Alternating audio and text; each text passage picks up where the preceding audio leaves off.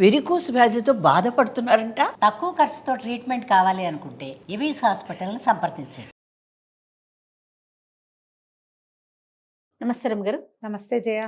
చాలాసార్లు కొన్ని సందేహాలు వస్తూ ఉంటాయి రమ్మగారు. కొన్ని ప్రశ్నలు, సందేహం కూడా అనకూడదు, ప్రశ్నలు. దేవుడు ఉన్నాడా? ఉన్నాడా? లేడు. లేదా లేడు. లేదు నిజంగానే ఉన్నాడు, ఏదో ఒక రూపంలో వచ్చి సహాయం చేస్తాడు. ఇలాంటి మాటలు వింటూనే ఉంటారు కదా. నిజంగా దేవుడు ఉన్నాడా అనే ఒక ప్రశ్న మాత్రం ప్రతి ఒక్కరిని వెంటాడుతూ ఉంటుంది. మీరేం చెప్తారండి? ఉన్నాడని చెప్తాను జయ. నేను దేవుడు లేడనుకుందాం, మనిషే ఉన్నాడు. మనిషే ఉన్నాడు. ఇప్పుడు నువ్వు మనం ఉన్నామా? మన చేతికి ఏ వస్తువైనా ఏదైనా ఇస్తే ఏమైనా చేయగలమా జయ?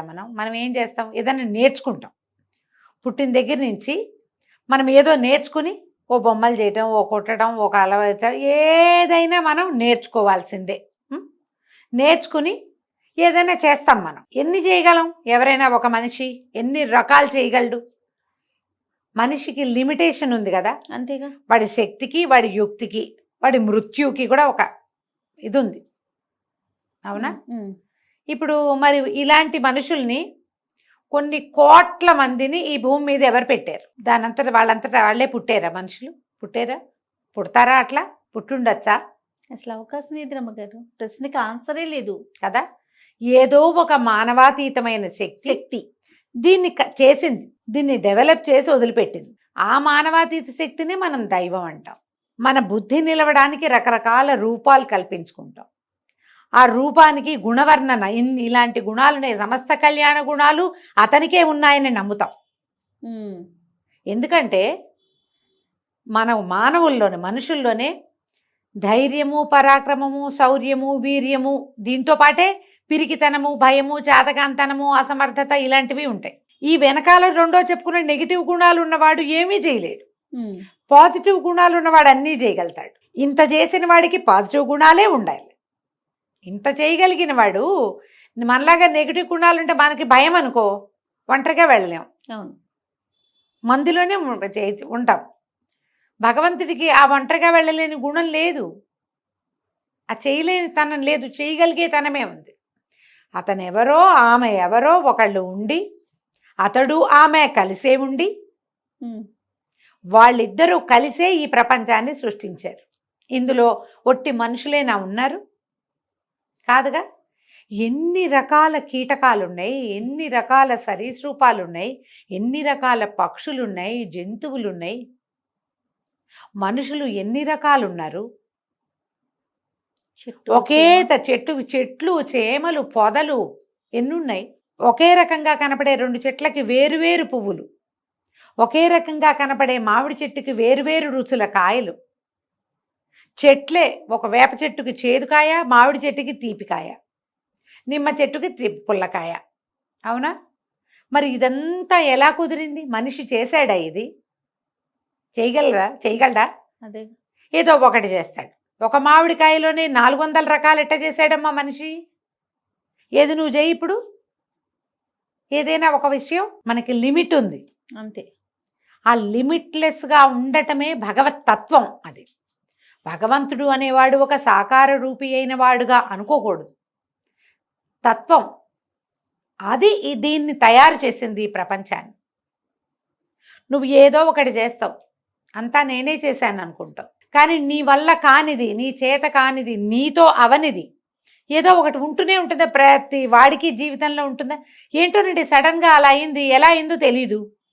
మిరాక్యులస్గా అంటాం. సడన్గా, యాక్సిడెంటల్గా, మిరాక్యులస్గా వాడతామా? ఇవి ఎక్కడి నుంచి పుట్టాయి? ఇవన్నీ ఎలా యాదృచ్ఛికంగా ఎలా జరుగుతుంది? ఆ ఎదృచ్చే భగవంతుడు. ఏది లేకపోవటమే, ఏ అవకాశము లేని చోట కూడా ఆహారం లభించడమే భగవతత్వం. తప్పించుకునే ఏ దారి లేని చోట అందరూ చచ్చిపోయినా ఒక్కడు బతకటం, అదే భగవతత్వం. ఆ ఒక్కడిని బతికించటమే.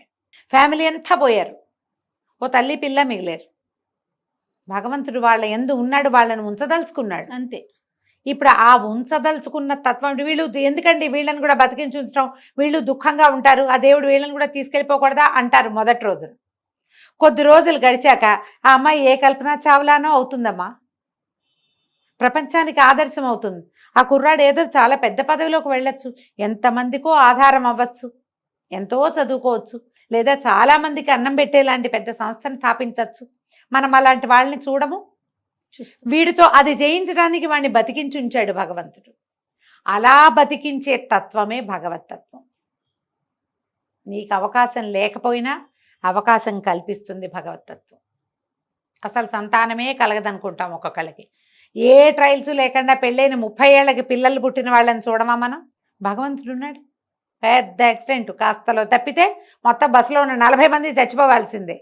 ఒక్క రాయి పక్కకయ్యి ఇటుపడి బతికేస్తారు. పోయేవాళ్ళు ఎలాగో పోతారు. పోయేవాళ్ళు పోతారనుకో, బతికిన వాళ్ళు ఎలా బతికారు? ఇప్పుడు లేడని ఎలా అంటాం? ఆయనే కదా. ఇంత పైగా చూడు, మనం మానవ శరీరం తీసుకో, కన్ను, ముక్కు, నోరు. నోట్లో ఎంత ప్రపంచం ఉంది జయ. ఇన్ని పళ్ళ నోటి నిండా. ముందు పళ్ళ ప్రయోగం వేరు, పక్క పళ్ళ ప్రయోగం వేరు, వెనక పళ్ళ ప్రయోగం వేరు. ఇది ఒట్టి తినడానికేనా నోరు? కాదు. వీటికి అటు ఇటు దవడలు, మధ్యలో నాలుక, వెనకాల కొండ నాలుక.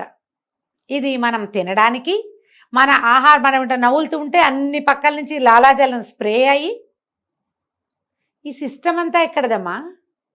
మనుషులు చేయగలమా మనం? అది ఎట్లా వచ్చింది? అమ్మ కడుపులోనే కదా రమ్మగారు ఇంతగా మొదలై ఇదంతా వచ్చేసింది. ఇంత అయిపోయాం. పైగా ఈ లోపల అతి మెత్తటి నాలుక, ఈ పళ్ళ మధ్య కరుకు పళ్ళు, ఎముకలు కూడా కొరికేసేయగలిగిన పళ్ళ మధ్యలో ఆ నాలుకని కదుపుతూ దాంతో ఎన్ని సౌండ్స్ తెప్పించాడమ్మా. మొత్తం అక్షరాలన్నీ నోట్లోంచే కదా పుట్టాలి. మామూలుగా మనకు అక్షర స్థానాలు చెప్తారు జయ. అకుహ విసర్జనీయానాం కంఠః అని మొదలవుతుంది.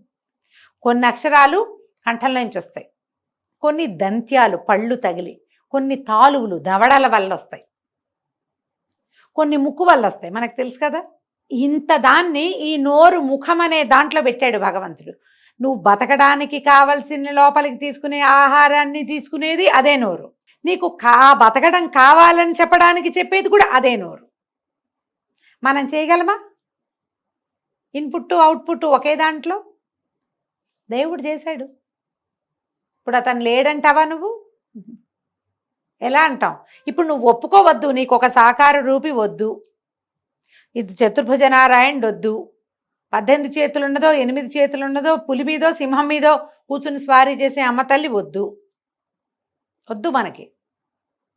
కానీ నువ్వు, నీకు జీవిక, నువ్వు ఒక పదార్థం తింటే దాన్ని ఇంత తిప్పి తిప్పి తిప్పి తిప్పి దానివల్ల నీకు ఆరోగ్యము, రక్తము, నీకు కావలసినవన్నీ వచ్చి దాంట్లో ఉన్న తుక్కుని విసర్జించే అవకాశాన్ని నీకు ఇచ్చిన వాడెవడు? అతను లేడని నువ్వు ఎలా అంటావు? ఉన్నాడు. నువ్వు ఒప్పుకోక్కర్లేదు. నువ్వు ఒప్పుకున్నా ఒప్పుకోపోయినా, నీ నచ్చినా నచ్చకపోయినా, నీ పేగులు వాటి పని అవి చేస్తున్నాయా? ముక్కు దాని పని అది చేస్తుందా? హార్ట్ దాని పని అది చేస్తుందా? అవన్నీ పనిచేస్తే కదా నువ్వు ఉన్నావు. వాటిని పని చేయించేవాడెవడు? నువ్వైతే గ్యారంటీగా కాదు. మనమే మన గుండెని కదుపుకుంటామా? ఏ కిడ్నీ పని చేయని చెప్తామా మనం? ఎవరు? ఏంటది మనకు తెలుసా? ఆ తెలియని బ్రహ్మ పదార్థమే భగవంతుడు. నువ్వు ఈ రూపం ఒప్పుకోవద్దు, ఈ గుళ్ళోకి వెళ్ళకు, ఆ ప్రార్థన చేయకు, మానేసినా ఉన్నాడు భగవంతుడు. నీ ఒప్పుదలతో మాకేం పని లేదు. అంతే. వాటికి అక్కర్లా. ఆయనకు అసలు అక్కర్లేదు. భగవంతుడికి నీ ఒప్పుదల అక్కర్లా. నువ్వు జీవిస్తావు, ఆయన ఉంటే జీవిస్తావు. ఆయన వెళ్ళిపోతే శివం కాస్త శవంగా మారిపోతుంది. ఇప్పుడు ఎందుకు ఒప్పుకోవడం? నువ్వు ఒప్పుకోపోయినా జరిగేదే కదా. నీ హార్ట్ కూడా ఆగిపో అని నువ్వు ఆర్డర్ చేస్తే వింటుందా నీ మాట? ఆయన స్విచ్ ఆపేస్తే ఆఫ్ అవుతుంది.